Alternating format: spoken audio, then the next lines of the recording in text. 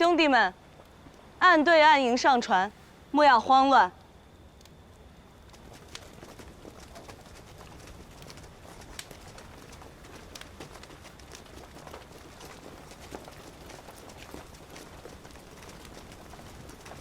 谷大哥，这是我孩子，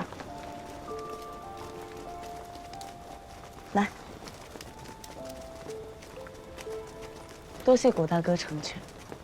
自此一别，天涯万里，再难相见。照顾好自己。月儿姑娘，照顾好自己。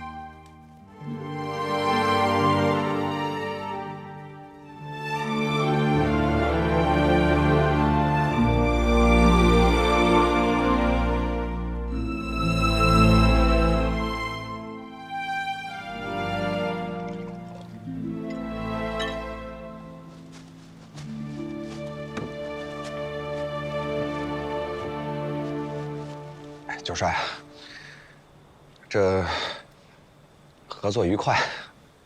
之前苏小姐还说，想从您的手中买战符，她怕您胆子小，不敢接。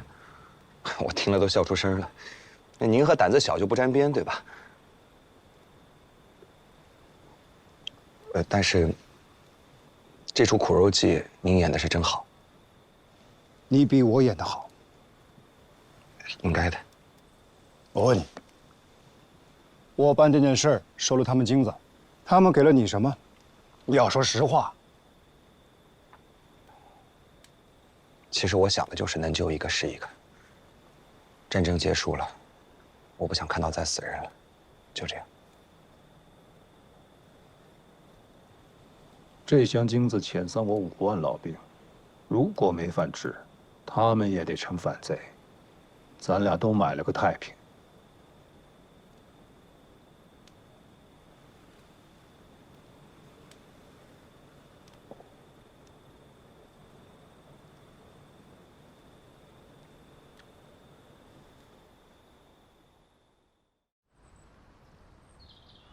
瑞林这老家伙竟然敢玩我！你记住，我现在不是生气的时候。你去哪儿了？我刚从南通的海棠上回来。啊，总督跟九帅也去了吧？九帅去了，总督没去。我听说九帅无恙就回来。好儿子，好儿子。哎，怎么了？老爷正想问您呢。问我？我哪知道啊？说是瑞林之前应承老爷盐田的事儿有变。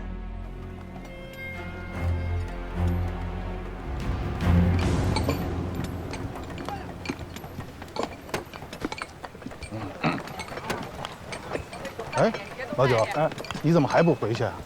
带着兵出来贪玩，你那营地正在闹疟疾，我已经派医生去了，你回去赶紧查看一下啊，把没闹疟疾的兵还有犯人再迁一个营地。这。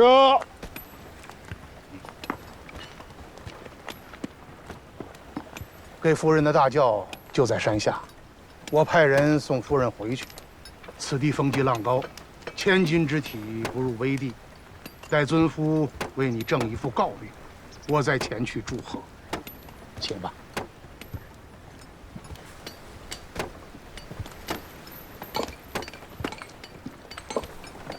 这海棠修得好。是啊，海棠修好之后，还要借重，陪我走走吧。这疟疾来得真是厉害呀！啊，不过死的都是些反贼，一夜就死了好几千人，真是太吓人了。好在没有一个圣朝的官兵染上，这真是老天有眼，皇上皇太后洪福齐天啊！您说的对，他们都洪福齐天，万岁万万岁！那些染上病的人可得小心了，自己身上带着病到处乱跑，要是让官家知道了，定斩不饶。您放心吧，他们都各回本乡，该耕田的耕田，该经商的经商。战争已经结束了，不能再死人了。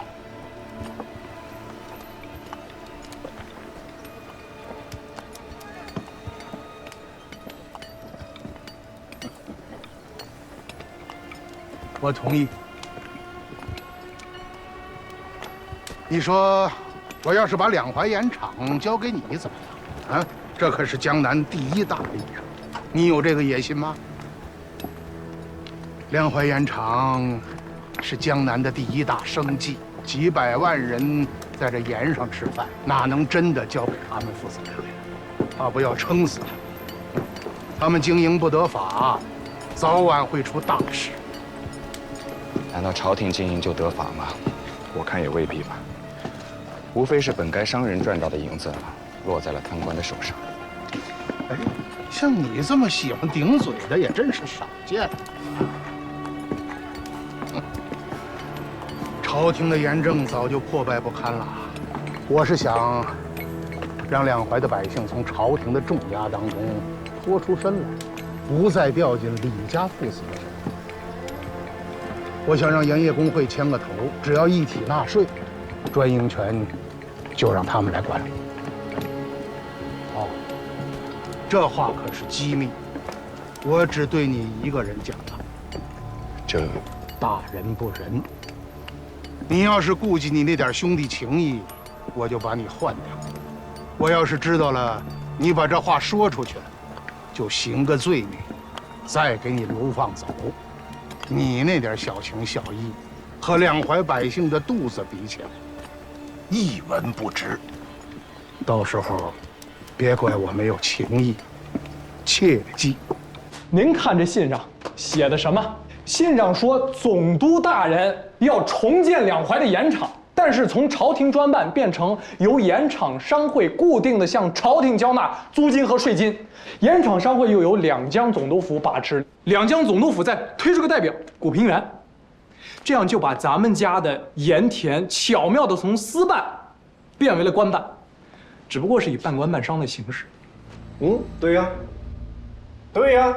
我觉得，既然两江总督府有这个意思要掺和进来，那咱就大大方方使出手段让他进来。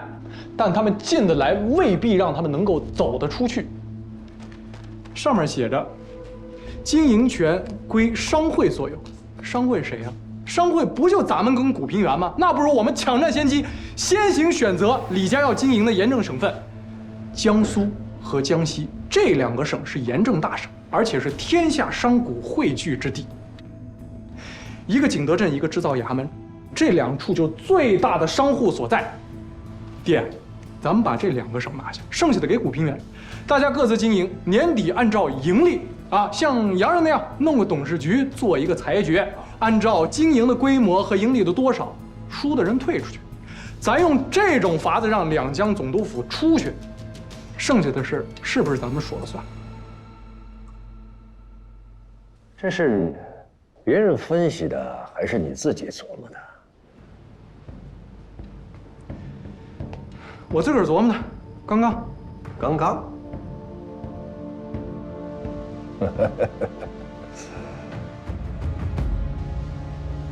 有把握吗？我不想再输了，我想赢一把。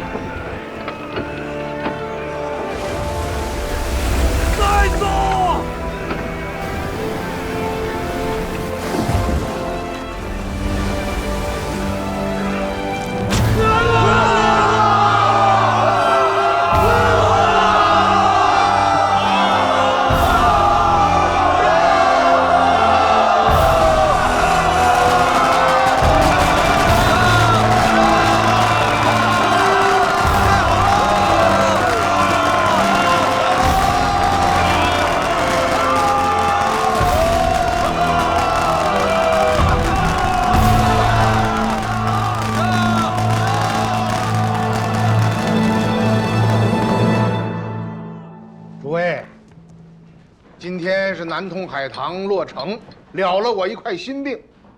李公子、古先生，我替两江百姓敬你们二位。不敢，不敢。来，坐。京城李家有幸为两江百姓做点实事，深感荣幸啊！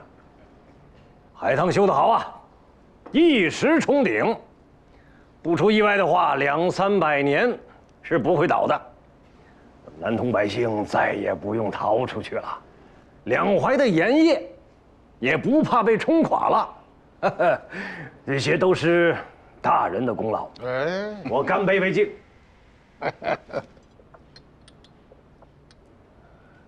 李百万还是李百万啊，张嘴就是生意经。哎，生意人嘛，啊，不说生意经说什么？大人，贵客到。哦，快请上来。贵客。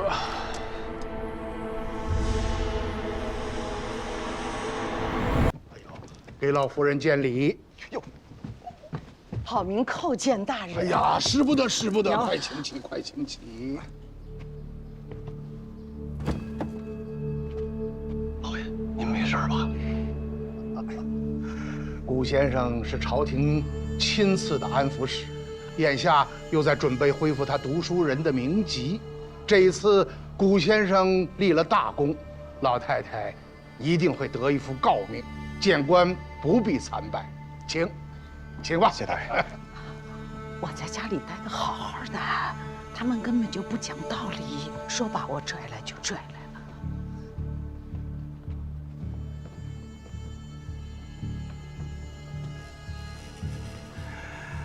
您坐这儿。老夫人，今天是南通海棠落成的好日子，您也随喜一杯吧。我腿脚不好，没去海棠上看过啊。但是这孩子几个月来近在咫尺，未曾回家，也算是实心办事啊。但这不是他的功劳。我刚才看见河宫上的小伙们流血流汗，才有了这番功劳。希望大人能好好的赏赐他们。老夫人一番话真是菩萨心肠啊！我受教了。这杯酒不必喝干，沾唇即可。啊，好了，娘，请坐。诸位，这位老夫人，先是丈夫失踪，独自一人将儿子抚养成人，儿子在考场被奸人所害，流放宁古塔。现在古先生能有这样的成就，全是老夫人的功劳。你们说我请这样的贵客，该是不该呀？该。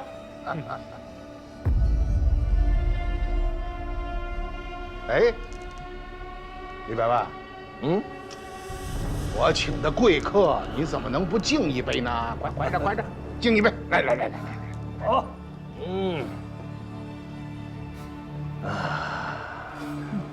拿着就行。李百万见过夫人。谁？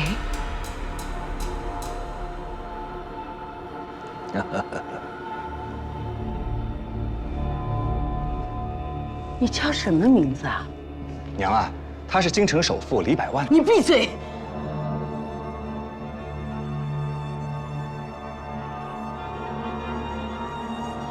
请问尊家，尊姓大名？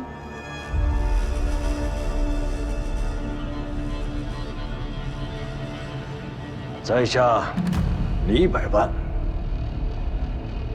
见过夫人。哎呦，娘！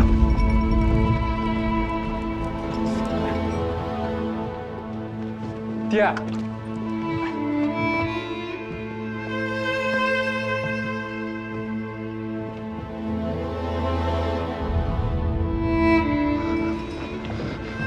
娘啊，你怎么了？老太太几十年没有喝酒了，我竟把自己喝晕了。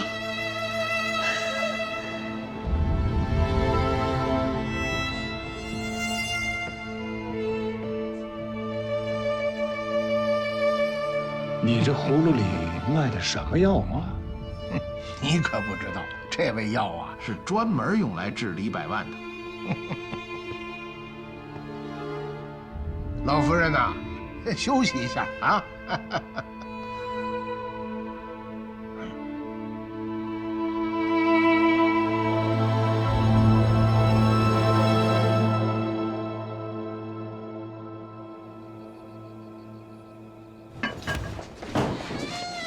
哎，不是，哎，为什么呀？不是刚卸下来，怎么又装回去呀？少爷，是老爷吩咐的。老爷吩咐。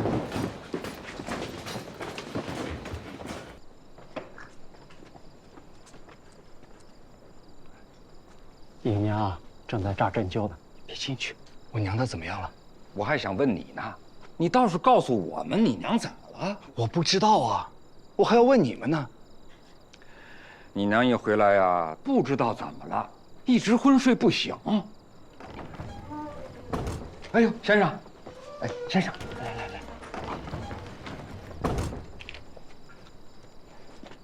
别进去打扰他，咱们轻声说话，轻声说话。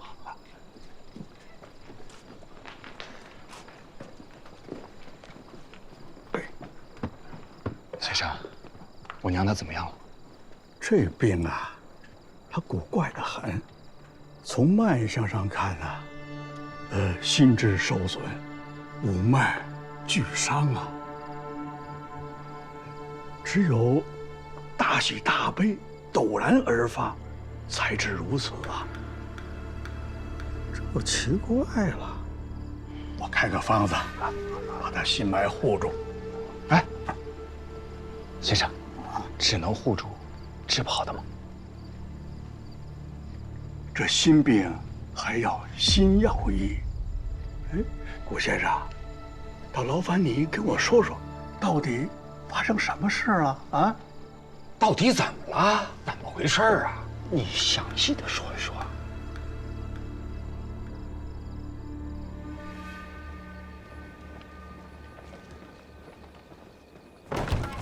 哎，少爷，你干嘛拉我？少爷啊，走，你别拉我呀！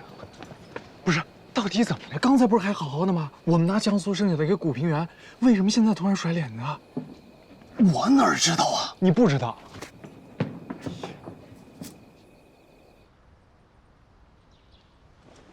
玉嫂，嫂子，玉嫂，不然我替你一会儿吧。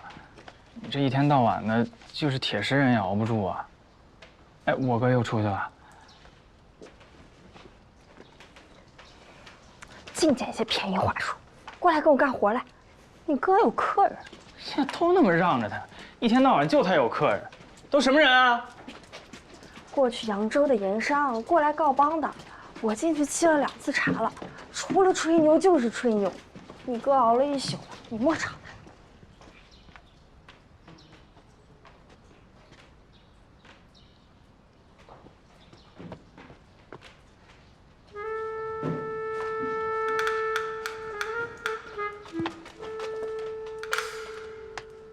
干嘛呢？我古老二就天生是干活的命。老二，有点人样。顾先生，我家世代做盐，在下不才。战乱之际啊，江南都成了屠宰场了，只能匆匆的把祖传的盐池给卖了。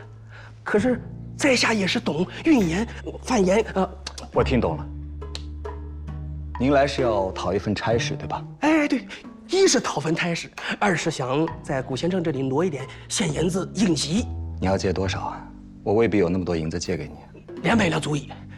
最近鸡饲料也不太够了，这个到关外买人参的小伙子还没回来，我只能在城里买一点凑合着用呗。哟，这不老潘吗？哎，你别走，我正有事要找你呢。躲什么呀？我得罪你了？来坐。哎呀，这老潘呐，最是个妙人。有一天晚上找我来借钱，赶着饭点来，我说那就一起吃点吧。他非不，他说他刚吃完全苏州城最好的厨子做的5香牛肉啊，肚子里的你看都撑着呢，只能喝点酒。我说那就一起喝点吧。结果刚喝了2杯，老潘就吐了，吐的那是满地都是糠呢。哎，别胡闹，别胡闹了。哦，我明白了，可能是因为我吃了牛肉，牛吃了糠吧。哎呦，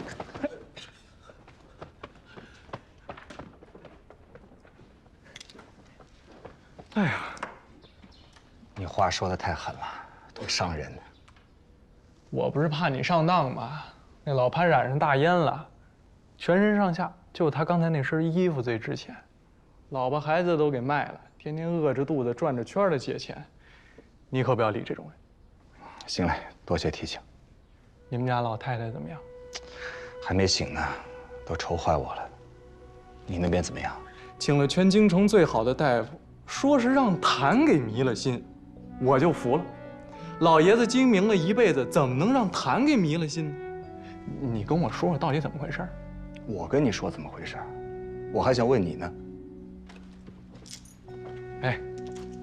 哎，我的好哥哥，我看呀，你们家老太太比我们家老爷子呢稍微好点，要不你等她醒了，帮我问问到底怎么回事。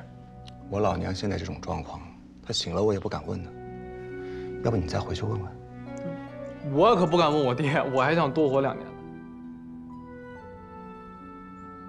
不过，两江总督府可是催了啊，咱俩再这么天天躲家里，明天就派兵上门抓了。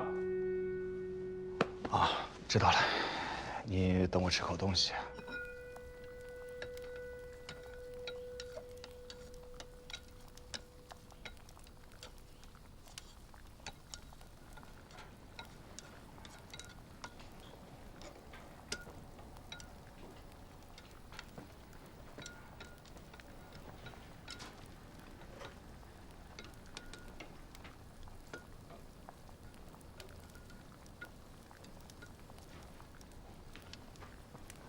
我要去总督府衙门做事了，这里就交给你了。有我呢，放心吧。这破差事也推不开。早知如此，何必要从家乡出来？那能怪你吗？是他们拿着枪，压着我们出来的。反正我也顾不上你了，我得照顾娘。你带着黑子多多保重。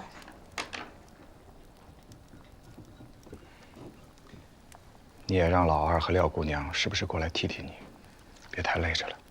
莫说这样的话，老二毛手毛脚的，廖姑娘还没过门，我辛苦些不碍事儿了。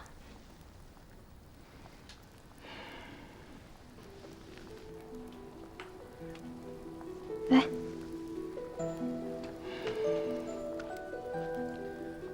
我何德何能啊？有你足矣。啊？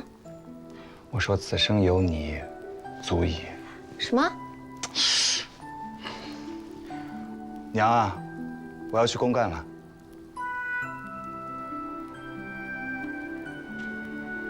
走了。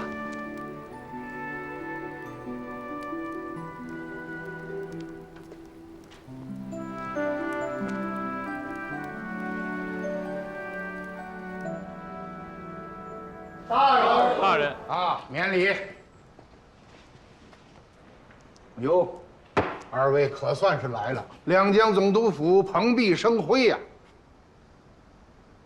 大人，家中老人病重，做子女的心如刀绞，还望大人恕罪。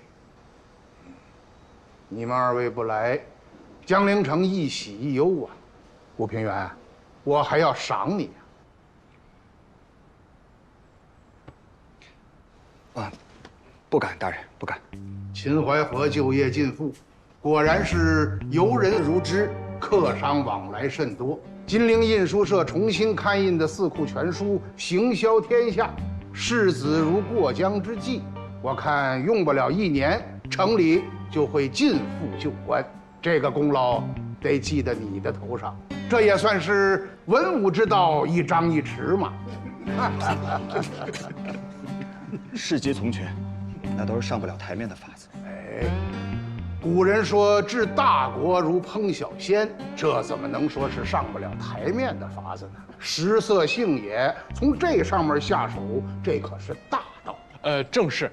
我们二人今日进江宁的时候，已经比去南通的时候繁华了很多，这都是大人的韬略。哎呀，行了，你也莫拍马屁。两淮盐场工会贴出单子已经快半个月了，你们2个人又不来，两淮的旧盐商住在客栈里头，每天是想着法子在这总督衙门这儿击鼓打官司，我是不胜其烦呐。哎，咱们先把话说清楚了，给你们10天时间，捋出条道来啊！官督商办，这个“督”字我攥在手里头了。10天之内要是办不下来，2个人都带着家给我站在门口去啊！行了，赶紧走吧，可不敢耽误了你们2位聚商的时间呐。走吧。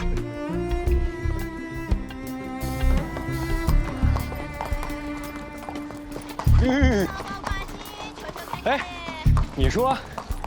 瑞林这老东西忒狡猾，弄得我们俩跟2头牛似的。他1分钱不出，把我们俩鼻孔穿上绳蹬在手里，没这道理。我也在愁呢，盐场工会的那些旧盐商该怎么处理？我是见不着他们。说句不恭敬的话，老爷子强举豪夺，把他们手里的盐场抢过来，幸好他们不知道老爷子躺下了，不然非得围上来把我生吃了。李家现在每年会从商铺里选拔能干的伙计，让他们自个儿出去当掌柜。我家老爷子为了盐场的事攒了不少人才，你要是缺人就跟我说。多谢兄弟。兄弟，约定还是那个约定啊，半年之内要做不过我，还得把手里的盐场给我，省得我爹笑话我没本事。这个我自然知道，但万一要是做过了呢？那不怕，你放心去做，我自然也不会手下留情的。不过还有一点，兄弟还是兄弟。我也是。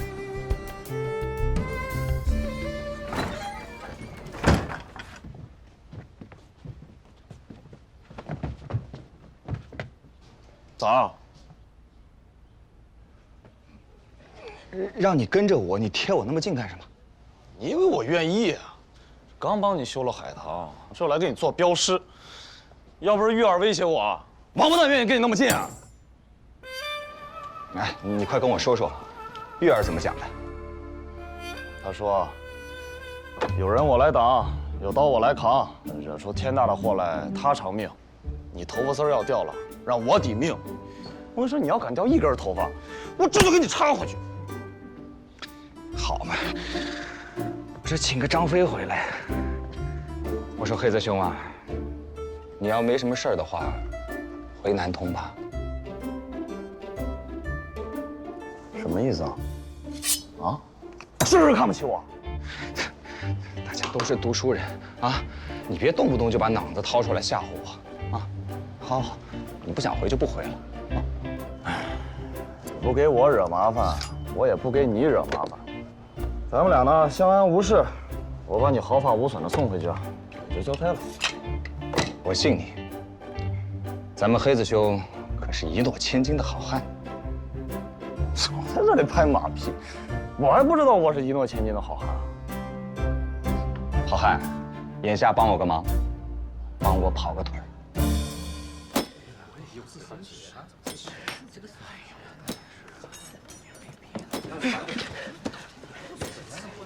哎，我跟你们说啊，哎，我跟你们说啊，古平原、李钦这俩小兔崽子，那是要活活的把我们缅怀盐商都给逼死啊！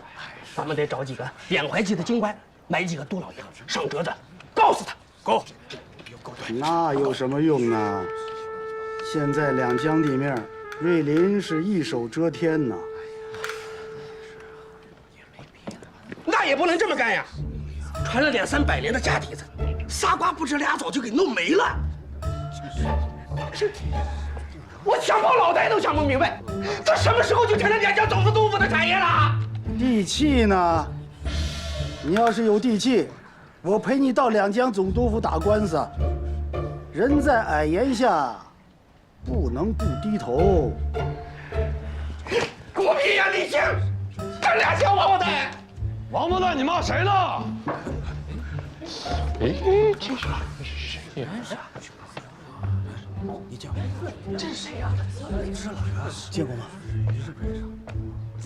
这是盐业工会吗？啊，正是。这位英雄，谁是管事的？那个老朽不才，上图下英。你4个字的名？2个字，2个字。屠英。敢问英雄，您来自哪里？找老朽有何事啊？您是？问完没有？你叫我黑子就行，我是古平原的大哥。哦，古先生要见你，请吧。我倒是谁呢？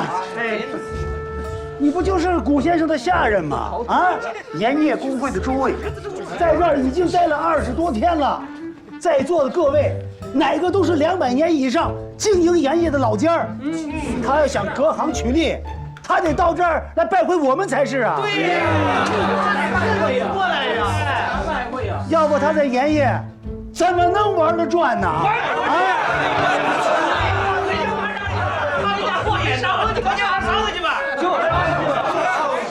回去玩呢，别在这儿上去吧，回去快上去吧！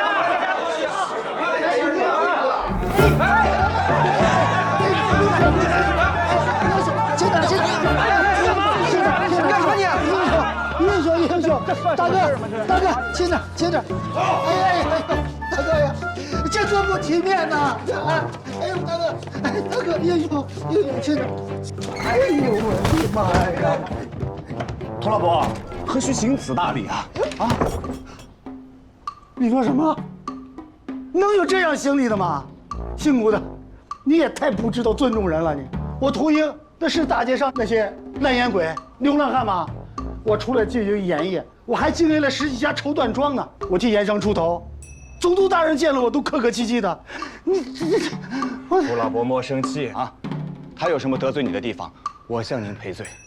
这不盐业工会人多嘴杂的，想向你讨教2句都不方便，我特地让他请你来的。有这么请的吗？啊！你看看我这后脖梗子，都被他掐肿了。我这么跟你说吧，从盐业工会到这儿，我这2脚几乎就没着地，他就掐着我的脖梗子，就这么给我提溜过来的。哎呀，怎么回事啊？黑子，就是他。我请你没有啊？一进来就一堆废话，想回去是吧？来，别，好好说话啊！都是读过书的人，就给我说《康熙字典》里边有的词儿。诸位，今儿我请你们来，想必我不用说，你们也知道。咱们闲话不多说，两淮的盐业是江南第一大买卖，老百姓过日子离不开什么？盐。军队打仗离不开什么？盐。就连那战马，你半夜不给他加盐，白天冲锋的时候他也跑不快。所以拿下了盐，就是拿下了国家的命脉，是无冕之主。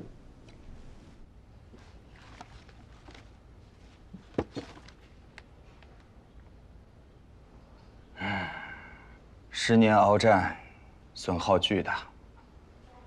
两淮的盐场也早就废弃了。我始终想不明白啊，长久以来，江南人吃的盐都是从哪儿做的呀？此话不可多说呀。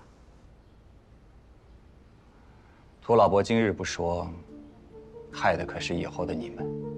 你也是知道的，我不是做盐业生意，两江总督府让我代管盐田。总督大人的意思是，想要保持两淮盐业的活力，就不能全部交到李万堂的手中，因此才有了这个半年之约。今日涂老伯要是什么都不说，那我只能回去两手一摊，把差事一交，就说我无能为力。于我而言，没有半点损失啊。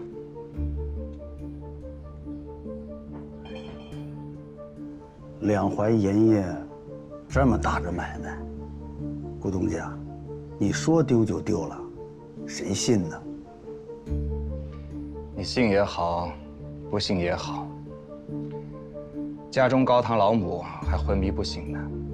说实话，我心如刀绞，我根本就没有闲工夫参与你们这些勾心斗角的事儿。这样，你回去以后，跟盐业工会的人说一声，到两江总督府告我一状，直接给我撤了。我啊，感激不尽。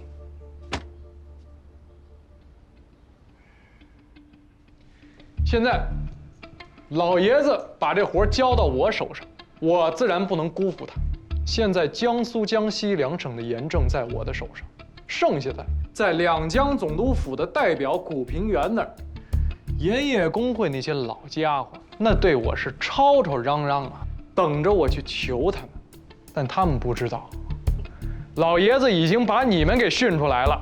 我对你们的要求不高，不许给我掉链子，扎扎实实的做过古平原。不过你们要是没那个本事，也趁早说话。你要真把我们丢给李万堂，连他吃零食的都不够。可你们不帮我，我赢不了啊！我要是打不赢，那李万堂就会操纵盐业工会的人把我给换了，换上他自己的人。到那个时候，我拍拍屁股会安徽种茶了，你们可真的就惨了。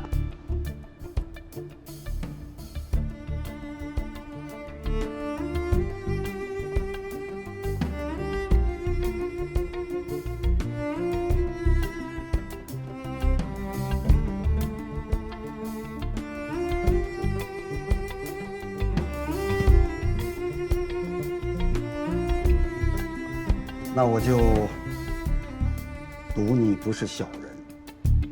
我是不是小人，容我们以后再看。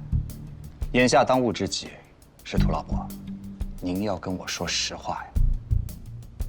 我跟我爹不一样，我对你们就2点要求：第一，修缮盐场的钱已经准备好了，你们到了地方要抓紧时间修缮盐场，招伙计、耗房子，把店铺给我开起来。江苏、江西一带3个月之内把店铺给我铺满。第二，再给你们3个月时间，给我侵略到古平原的地盘上去。我不怕你们花我的钱，我怕你们没本事，有钱都花不出去。听明白了吗？谨遵说动下之命。盐场其实没有被毁。义军在的时候，我们也做生意，朝廷的做不了，我们就做义军的。况且人家给的铜钱，1分也不少。只是这事儿让朝廷知道了，朝廷说我们从了反贼，这个罪名谁都受不了。所以有些人在江宁沦陷之前，不管他是有意识的还是无意识的，把盐田就卖了，防的是日后朝廷来找麻烦。李万堂就是找准了这个空当，收了不少的盐场。当然了，这里边也有那没出息的，像那姓潘的，抽大烟败了家底儿，私底下偷偷摸摸的把盐田卖给了李万堂，这事也是有的。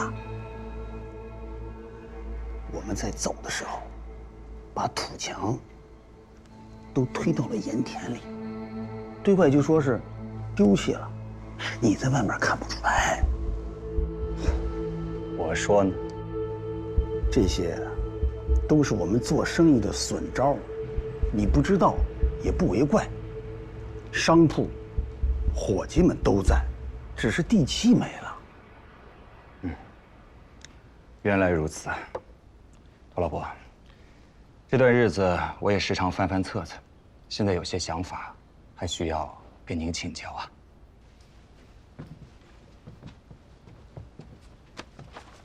但有所命。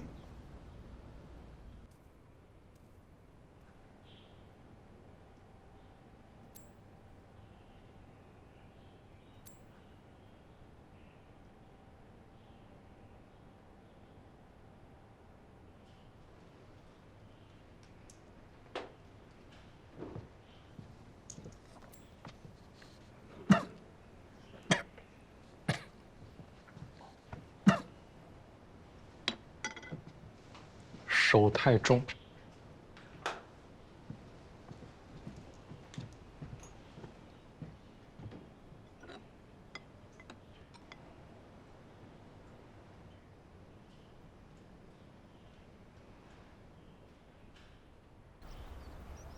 我知道诸位在想什么，大家看我年纪轻，又是个外行，怕我隔行取利是吧？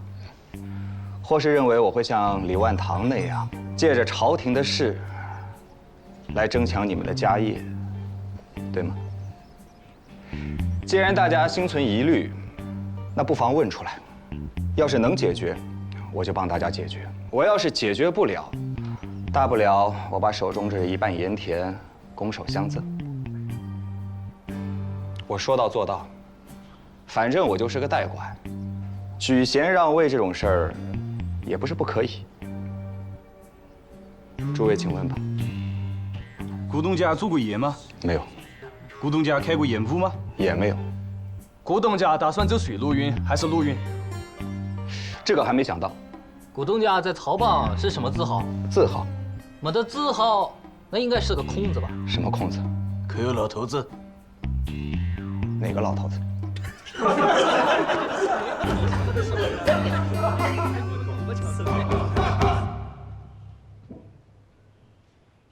进来说。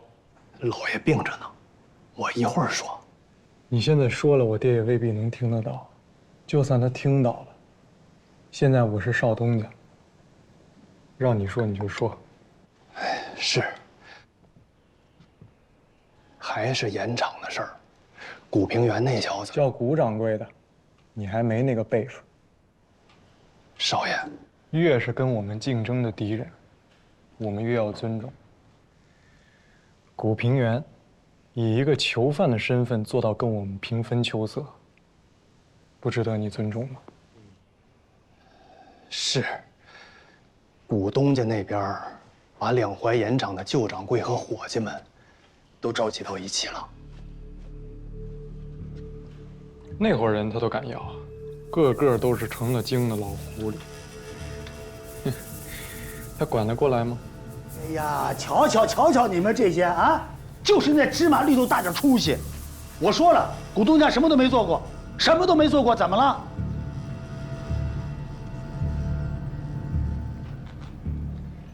这个盐运呐，一般分2种，一种是陆运，一种叫漕运。漕运就得有漕帮，历代大掌柜的都入过帮。就是说呀，你得找一个年纪大一点的，拜为师傅，这样你到任何地方就不受人欺负了。哦，你就是不在帮，你也得说在帮，行话管这个叫空子。漕运的家法是准冲，不准赖。冒充是没有罪的，但是你冒充了，不能不认。现在运河上下几十万漕帮弟子啊，那一大半都叫空子。受教了。那这个曹帮很厉害吗？哎呦，当然了，乾隆爷曾经也入过帮，我们现在还保留着乾隆爷赐给我们的用紫檀木做的龙头拐杖，作为历代帮主相传的信物。不过东家，就您这身份、地位，入帮不难吧？不难，不难。感谢各位掌柜提点。我是个茶商，可以说对于盐业呢，一窍不通。黑子，把咱们准备的礼物呈上来。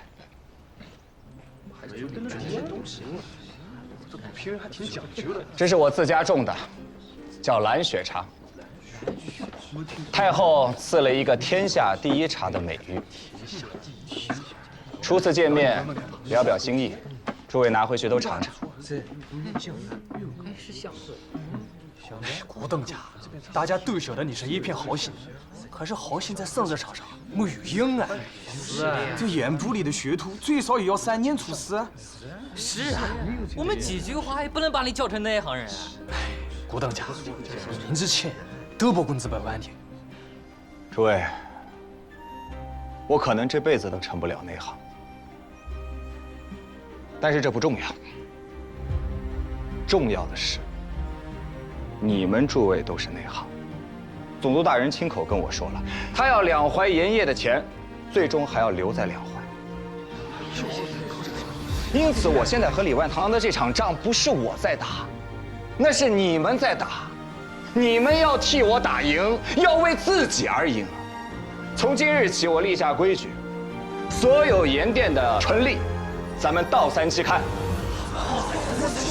我拿3，各位拿7，如何？吴先生，您这不是在开玩笑吧？东家拿3成，伙计拿7成，这不乾坤倒转了吗？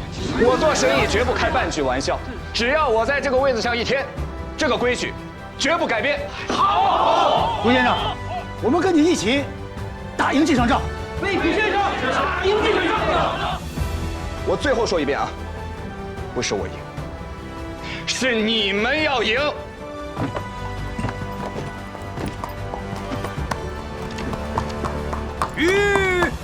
吴登家想再加100文，好哥。500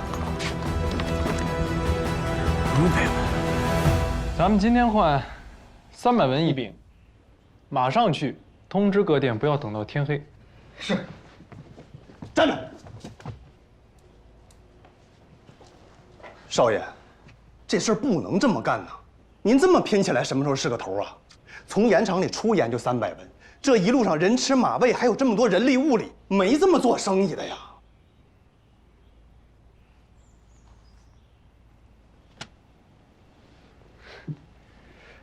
那你觉得这买卖应该怎么做呀？反正老爷要是清醒着，绝对不会同意这么干的。您这不是砍自个儿一刀吗？开一天店，就这些人力物力，就要搭上将近10万两银子。10万两银子很多吗？那当然很多呀！您在店里边还没挣过10万两银子呢。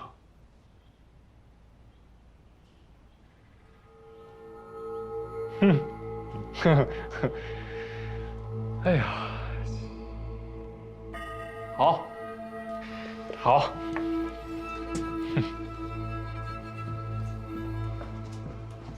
少爷，您真不能这么个拼法。少爷，咱别闹小孩子脾气。他是大外行，您也想当大外行吗？哼，我是大外行啊。可是这等老爷醒了，我可怎么解释啊？我是不是跟你说过，我爹没醒的时候我就是东家，我做生意用得着你教？而且，我要是不会，我会问你。你要是再当中央了，我就让你马上滚蛋回京师，听明白了吗？而且10万两银子多不多？多。你觉得我们拼得过还是古平原拼得过？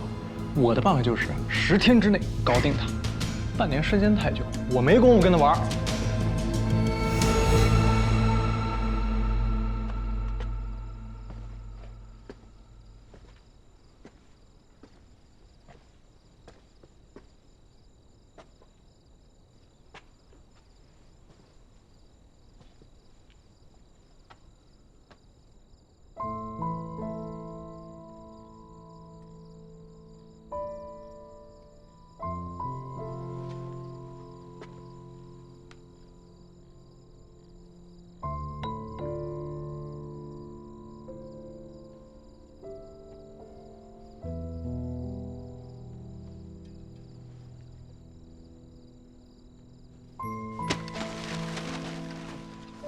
你这怎么回来也不说一声？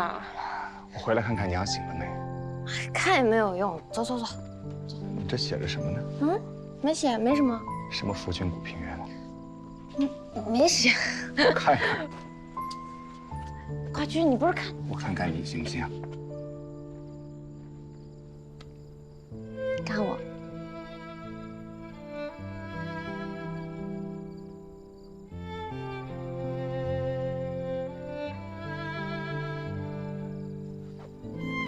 我给你做饭去，上来。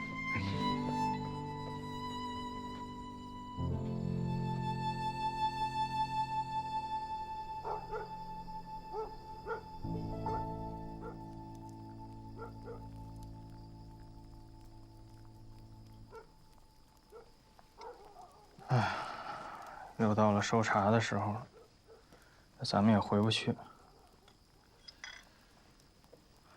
这样娘身体还好着呀，真想带娘回徽州。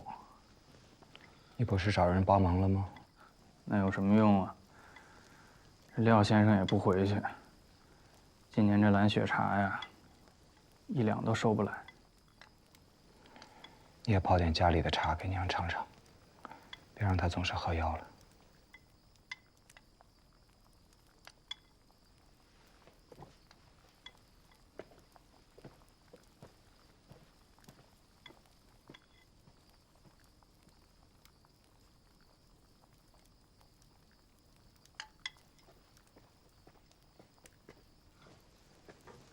去吃饭吧，爹等着你呢。啊，让四爷操心了。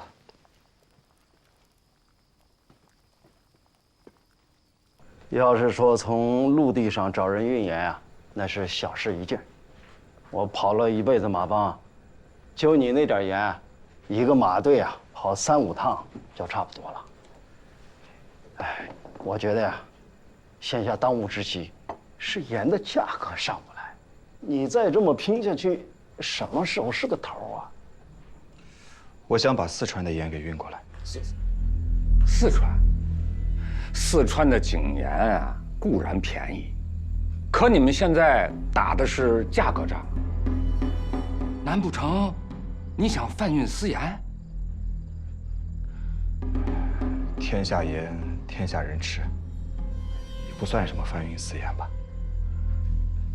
这要是放在几十年前，他说话这是大不敬，你不怕掉脑袋啊？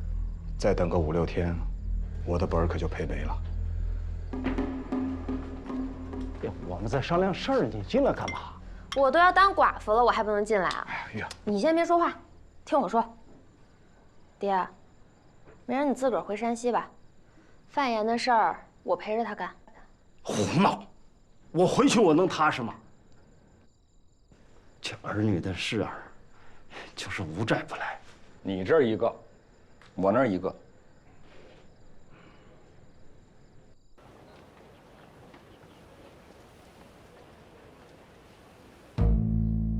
诸葛大人，哎，大呼小叫，过来，过来，过来。给你看个稀罕物。嗯，天赐怀，哎呦，哎，这口袋很结实啊！啊，嘿嘿嘿。你不是让我去看看那2个愣头青放的开门炮吗？啊，古平原这小子还真有办法，弄那个盐袋子到处送啊。哦，只要到他店里去买就送。嗯，口袋用破了还免费给补。哦，喏，你呀，再看看这个。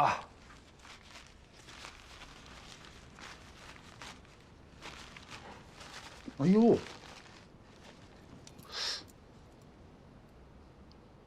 哎，这盐碾得真好啊！啊，你看看，蒲松盐，300文一饼。这盐重新筛过的，卖500文。哦，家里边穷点的都跑来买这个盐，吃起来体面。哦，那看来他们可是亏本在卖呀！啊，江北那边都是700、800文一饼呢。哎，对了，李百万那儿怎么样？200文一饼，有点意思。我是真服你啊！啊，诸葛妙计安天下，你是活诸葛，这1文钱不花就把生意做成了。姓古的还是有一套，只要是粮食够用，盐够用，老百姓就闹不起来。我是料定了呀，这2个人一定会斗上一场。不过现在，谁输谁赢还看不出来。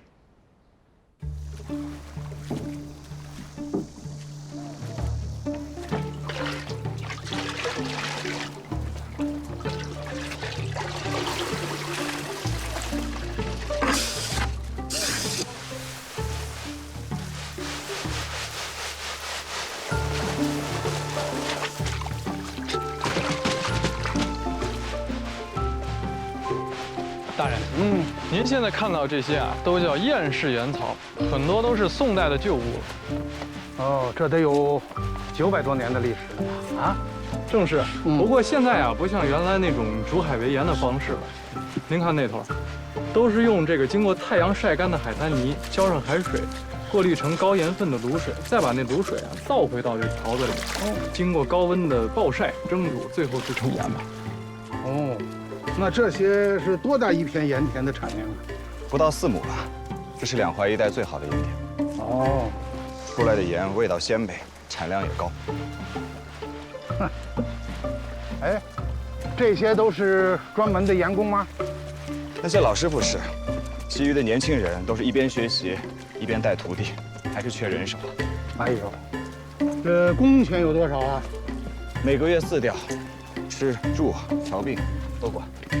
哎呦，这么毒的太阳，这工钱可不多呀！啊，可以再涨涨。大人说把你们的工钱再涨一涨。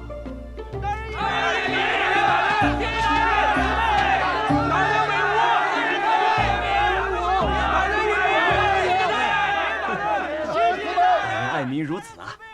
大人，您这真是百姓之父母啊！哎呦，看样子我在两江人缘还是不错的啊！啊，大人，实话跟您说呀，我们这盐场的工钱已经是两江地面上最高的了。我跟古平原，我们俩现在那是赔本赚吆喝。您要不帮我们再把盐场的税往下降降？哦，盐场的税很高吗？我怎么不晓得？1个月40万两，您还觉得不高啊？40万两，哎呦，说起来真是不高。40万两能干很多的事情啊！我刚刚奏请了朝廷，让朝廷减免了两江2年的税赋，这些钱也是为了给两江增加活力。你们在这儿是不知道，我在南京城里啊，就觉着一天比一天繁华。将来好好的给你们2个人续功。哎，走上去瞧瞧。怎么样？你爹醒了没？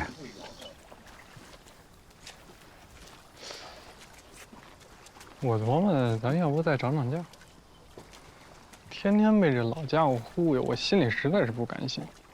行啊，你涨我也涨。我以为你得求着我呢。我凭什么得求着你涨？行，那你行，我也行，咱俩看看谁先把谁撂倒。哎，来，各位大人，赵新阳进了，赵新阳进了。哎，李公子，来啊，顾先生，来，照个西洋镜啊。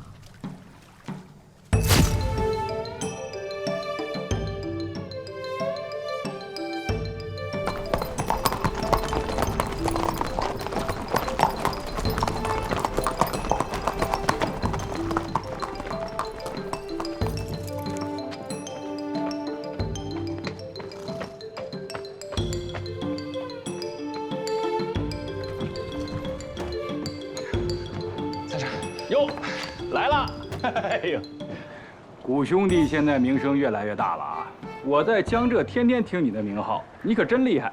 你这船里头这么凉快？凉快？嘿嘿，那儿呢，看看吧。啊？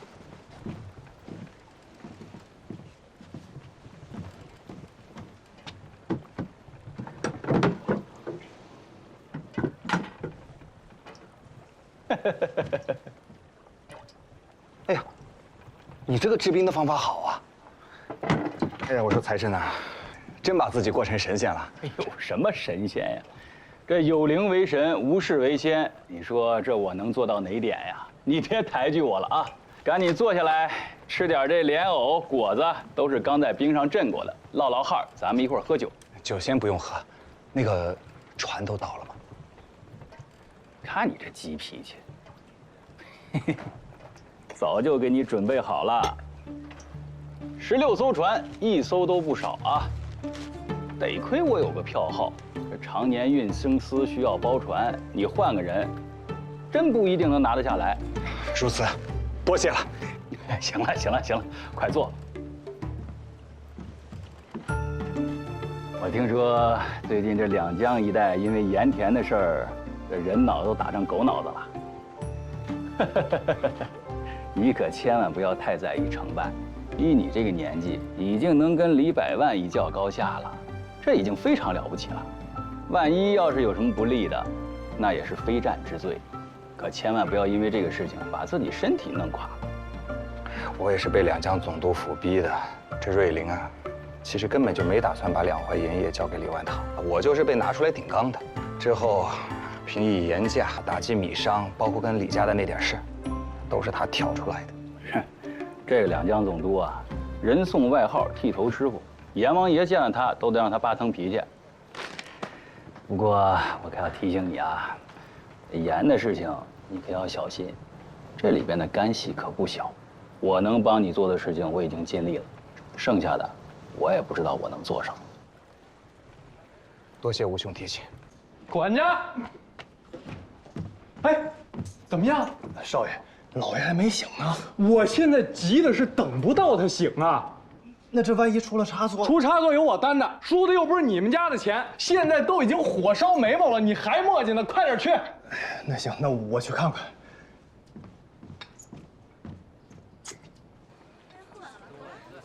总督大人说这盐场的税啊，一刻都拖不得。我回来之前也是刚把钱给交割了，每个月40多万两银子的税啊，就好像有把刀抵在我的哽嗓咽喉，这种滋味不好受啊。行了，不说我了，说说你们吧，生意出什么问题了？我们这些人啊，做生意没问题，问题是现在这个盐价太低了，税还这么高，您就是有一个银矿也架不住这么烧啊。哎，我看天津这2家绸缎庄就不要了，占我那么多钱，利润又微薄。哎，少爷，一年几10万两银子的收入，您叫它微薄？您是不是不懂微薄2个字怎么写呀？我肯定比你懂。铺子关掉了，再盘一盘店面和存货，最少又可以多几10万两银子入账。你让不行啊！这等老爷醒了，我可怎么解释啊？李家现在是你做主还是我做主呀？肯定不是我做主啊！但您这么把这田引子，它什么时候是个头啊？您还不如把钱拿出来给那些当官的，自己还能捞得多一点，事儿办起来也顺利。我把这些钱给这当官的，他能不收我盐场税钱吗？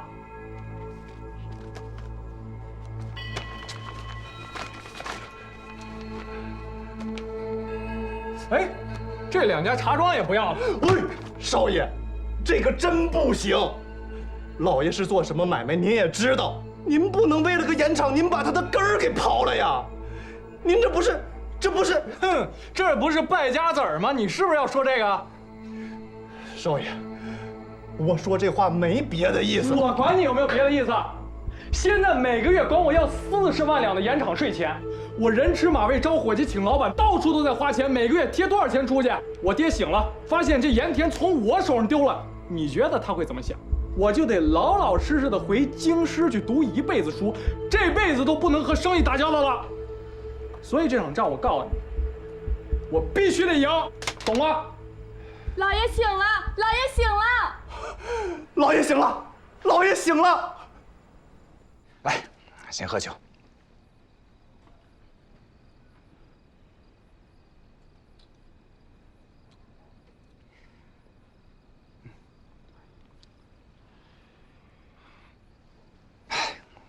大家伙也别紧张啊！我说没事就没事。东家，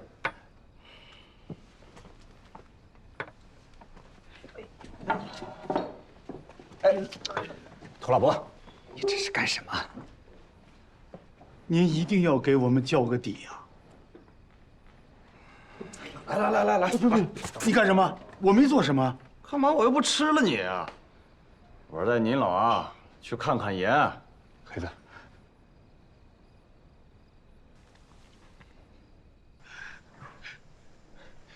爹，我是李进，要不要喝点水呀？老爷，咱们盐田的事儿一直在做赔本的买卖，你提这干嘛？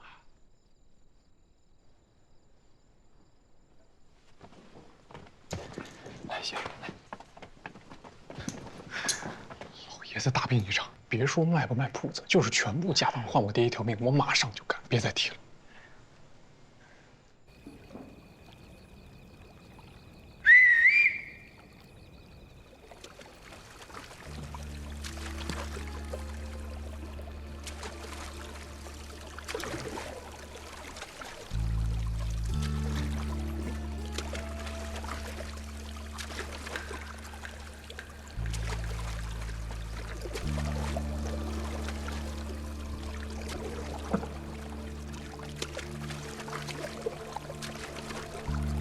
给他们打开看看。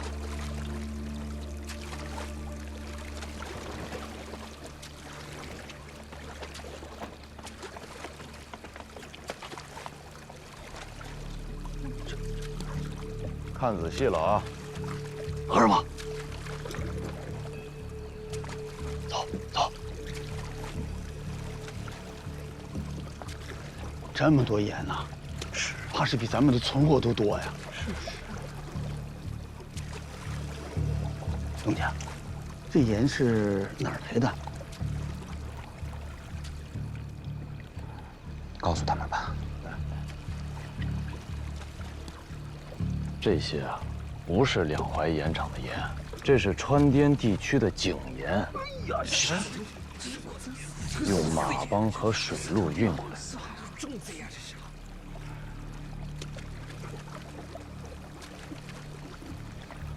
东家，您这可贩的是私盐，要杀头的。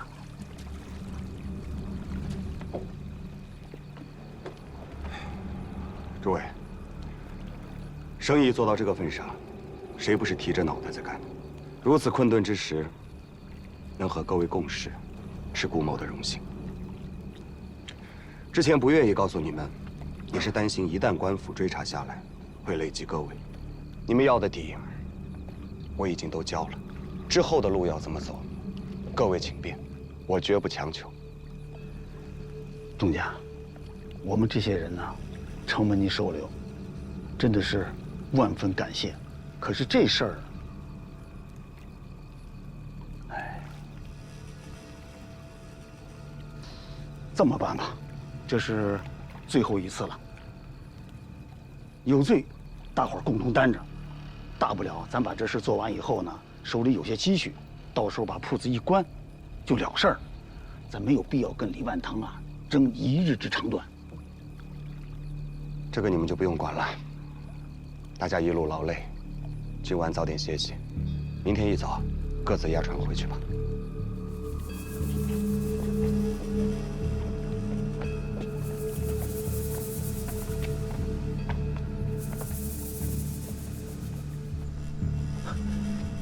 公子，查到了。说，兄弟们在盐业工会的各家盐铺蹲守了很久，发现天不亮的时候，他们就开始进货，用大船从码头运来。兄弟们跟踪那船，发现那根本不是本地的盐，大多是四川的井盐。井盐？运了多少次？昼夜不停。上一次16艘大船，井盐比咱们便宜1半多，难怪他们能撑下去。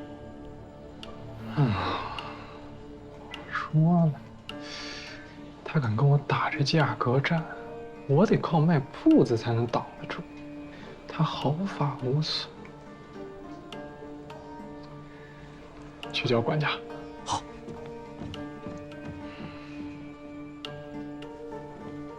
等老爷一醒，让他定夺。不必了，老爷子现在身体那么弱，何须让他再耗费心力啊？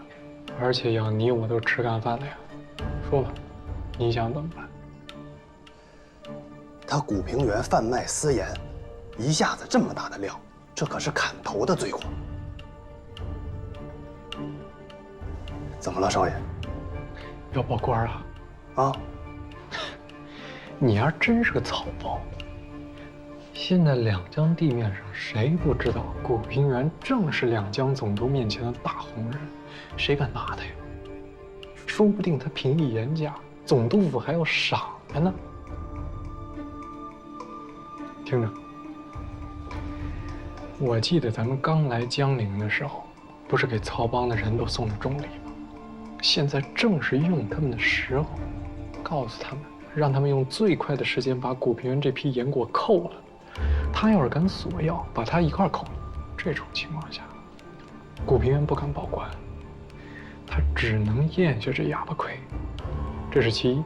其二，通知咱们全国的店铺调拨所有的资金来这儿，我趁他病要他命。我就不信了，我非要跟古平原在盐田这事儿上决个高低。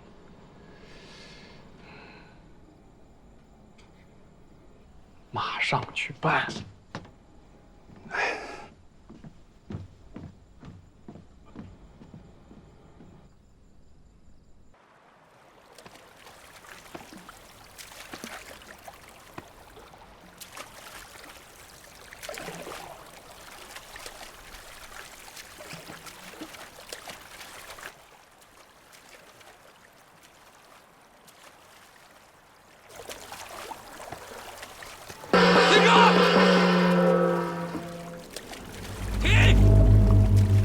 听着，放我杀你们了啊！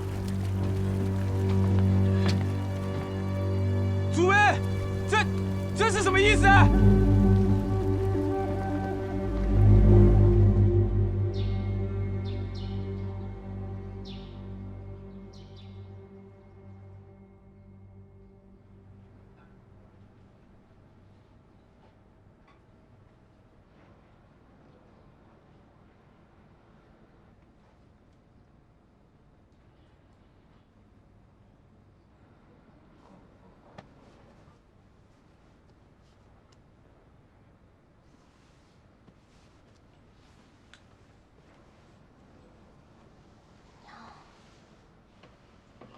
眼睛怎么是红的？昨天没睡啊？我大概是太困了，睡着了。都睡了多少天啊十几天吧。娘，你是真的醒了？这些天我知道，你在给我擦身体，然后给我喂药。但我就是睁不开眼睛，我连手指尖想动一动都不可能，就像虫子困在胶水里，我使劲的喊不行。后来我跟他说：“我说，好歹你得让我去跟他们告个别。”他不吭声了，我就觉着我可以动了。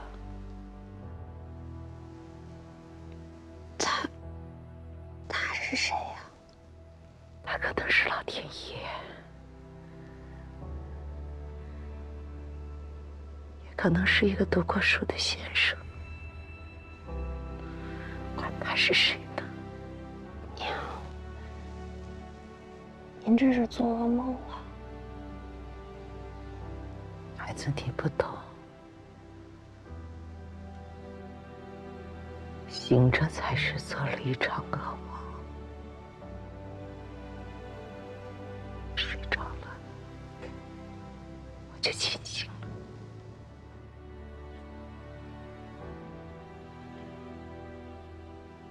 老大呢？他有事出门了。有几句话我想跟你说，你且听着。男人不一定要求功名，有志气就好，不一定要多聪明，心善就好。